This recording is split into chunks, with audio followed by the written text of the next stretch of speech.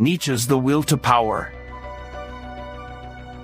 Friedrich Nietzsche, one of the most influential philosophers in history, introduced a concept called the will to power.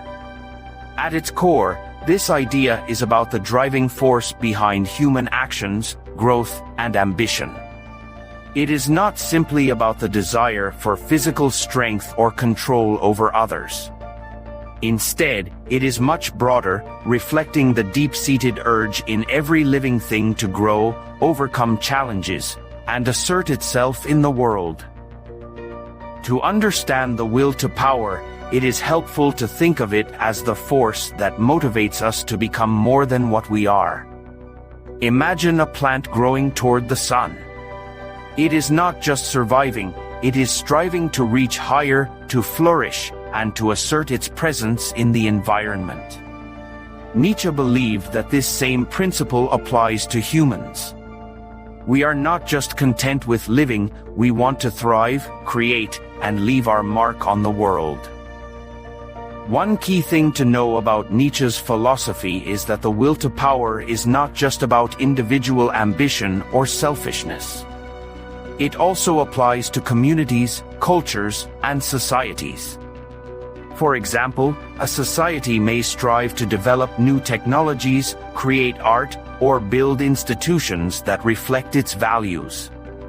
All these efforts come from the will to power, the drive to grow and express oneself in ever more creative ways. Nietzsche did not believe in a universal morality or a fixed set of rules that everyone should follow. Instead, he saw the world as a place where different people and groups are constantly expressing their will to power in unique ways. For Nietzsche, traditional ideas of morality, what is considered good or bad, were often tools used by the weak to control the strong. He believed that the strong, those who were truly in touch with their will to power, should not feel bound by these rules but should instead create their own values. This idea ties into Nietzsche's criticism of what he called slave morality versus master morality. Slave morality, he argued, is about humility, obedience, and submission. It is a morality created by those who are weak and unable to express their will to power. Master morality, on the other hand, celebrates strength, creativity, and individuality. It comes from those who embrace their will to power and use it to shape the world around them.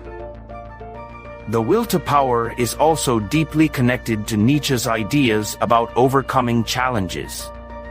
For Nietzsche, life is full of struggles, and these struggles are not something to avoid or fear. Instead, they are opportunities to grow and become stronger. When we face difficulties and overcome them, we are expressing our will to power.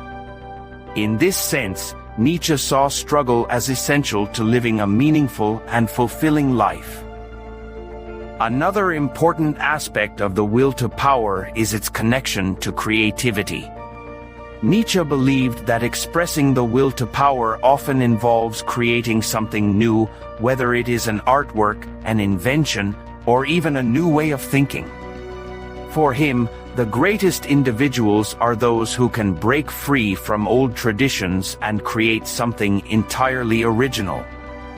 This act of creation is the ultimate expression of the will to power. It is worth noting that the will to power is not just a human phenomenon. Nietzsche saw it as a fundamental principle of life itself. Every living thing, from the smallest insect to the largest tree, is driven by this desire to grow, expand, and assert itself. In this way, the will to power is a universal force that shapes not only human behavior but also the natural world. However, Nietzsche also warned that the will to power can be misunderstood or misused. For example, some people may confuse it with a simple desire for domination or control over others. But for Nietzsche, true power is not about controlling others, it is about mastering oneself and creating something valuable. He believed that those who understand and embrace their will to power would focus on self-improvement and creativity, rather than trying to dominate others. One of the most exciting parts of Nietzsche's philosophy is his idea that the will to power allows us to overcome traditional limits and achieve greatness. He believed that by tapping into this inner drive, we could rise above mediocrity and become overmen or supermen, Übermensch in German. These are individuals who create their own values and live life to its fullest potential. They do not follow the crowd or adhere to outdated moral codes. Instead, they forge their own path and inspire others to do the same. It is also interesting to consider how the will to power applies to modern life. In many ways, Nietzsche's ideas are still relevant today.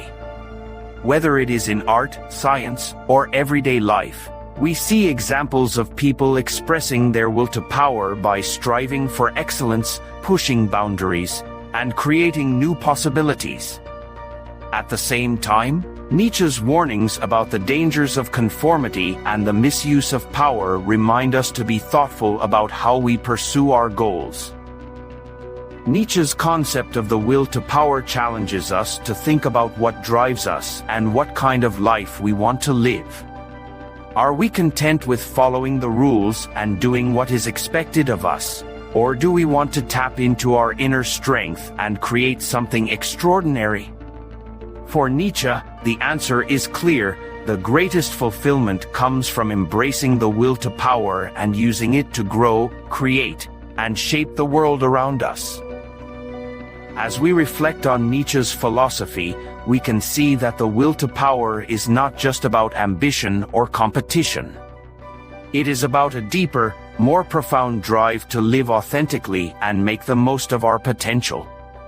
By understanding and embracing this concept, we can find new ways to overcome challenges, express ourselves, and lead richer, more meaningful lives. If you enjoyed this explanation of Nietzsche's will to power and want to dive deeper into his ideas, please like this video, leave a comment, and subscribe to the channel for more fascinating discussions on philosophy and life. Thank you for watching, and see you in the next video.